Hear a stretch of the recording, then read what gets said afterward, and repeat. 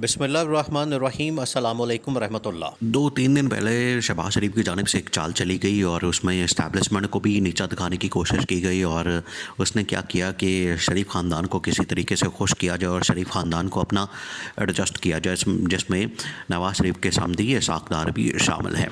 और इन्होंने एक पाकिस्तान के अंदर ACC इकनॉमिक कोऑर्डिनेशन कमेटी काम करती है, जो कि बराह रास्त फाइनेंस के नीचे आती है। उसमें ख़ुद को अपने बतौर चेयरमैन लगा दिया और इसाक़ को भी शामिल कर दिया। और जो असल चेयरमैन उसका होता है उसको फ़ारिग कर दिया, यानी कि वज़ीर ख़ज़ाना मोहम्मद औरंगज़ेब को, जिसकी वजह से इस्टेब्लिशमेंट को बड़ा गुस्सा आया, उनको बड़ी तप चढ़ी और उन्होंने फ़ौरन एक्शन लिया।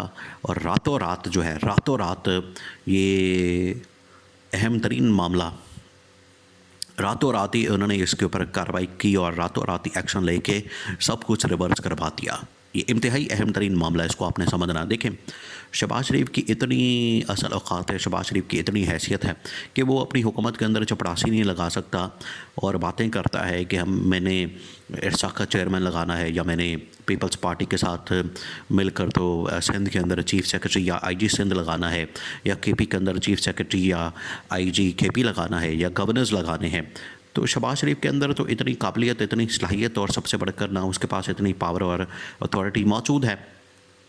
सारा कुछ तो इस्टेब्लिशमेंट कर रही है, यही तो मसला है।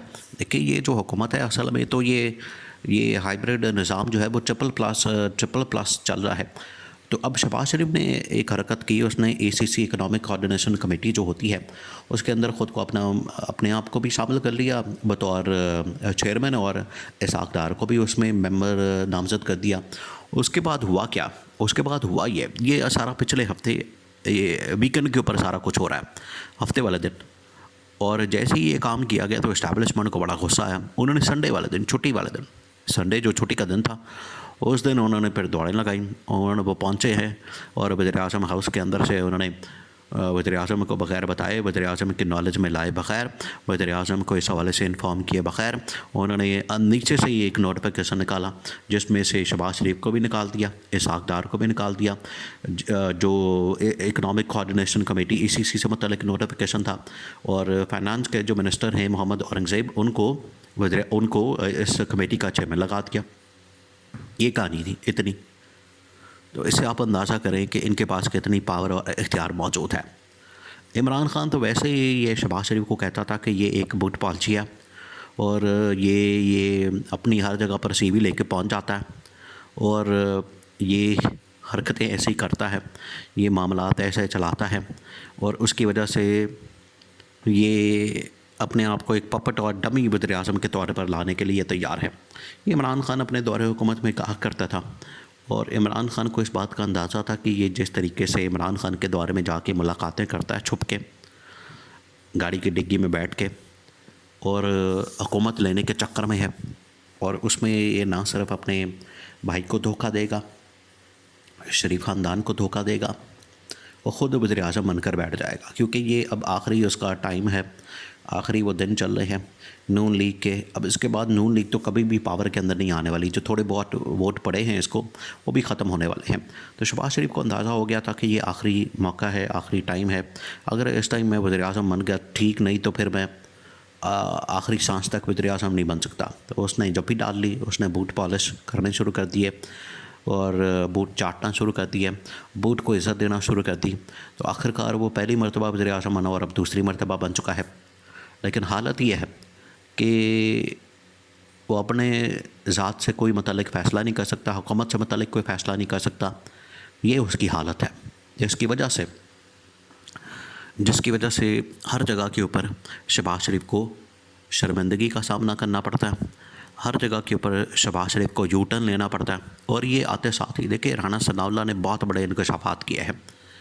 राना सनाउल्लाह ने जो बड़ी अहम बातें की हैं उसके अंदर ये कि एक तो मोहसिन नकवी हमारी हुकूमत का ज़ामिन है, यानी कि मोहसिन नकवी अगर हुकूमत के अंदर मौजूद है तो इसका मतलब है कि हमारी मजबूत हुकूमत है और ताकतवर है, और जितनी देर तक मोहसिन नकवी रहेगा हुकूमत कायम रहेगी, पहली बात।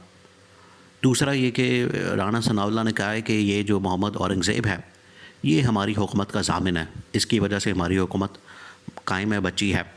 अगर ये ना होता, अगर आप आज इसको निकाल दें इसकी बातें ना माने और इसको ओहदे ना दें, इसकी जो डिमांड है, इनकी जो फरमाइश है वो पूरी ना करें, तो हमारी हुकूमत फारिग। तो सिंपल सी बात है, इन्होंने मान लिया है कि जनरल आसिम और पाकिस्तान के इस्टेब्लिशमेंट इस वक्त हुकूमत चला रहे हैं और उन्होंने जो जो बातें की हैं, उन्होंने जो जो फरमाइशें की हैं, उन्होंने जो जो कहा है उसके मुताबिक हमने फ़ैसले किए हैं। वो कहते हैं कि ये बंदा लगा दो, फ़लाना बंदा फ़लानी जगह लगा दो, फ़लाना बंदा फ़लानी जगह लगा दो, तो हम फ़ौरन उसके ऊपर दस्तखत कर देते हैं, कोई चूँ-चाँ नहीं करता है। ये इनकी हालत है, इनकी हालत ये है।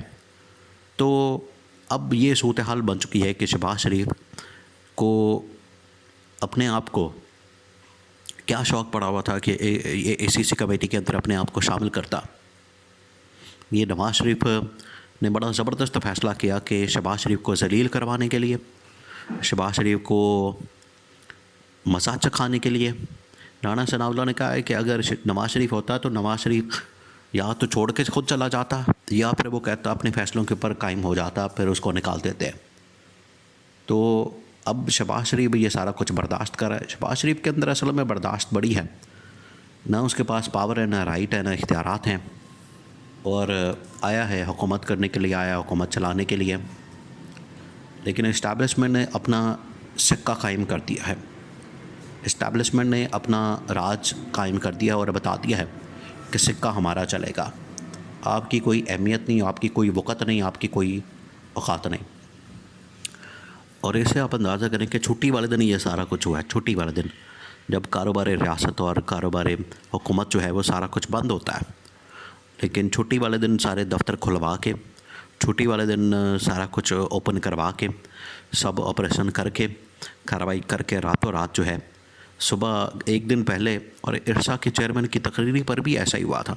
सुबह इन्होंने नोटिफिकेशन निकाला, दोपहर में पीपल्स पार्टी ने एहतजाज किया, शाम में इन्होंने वापस ले लिया। इतनी सी बात है।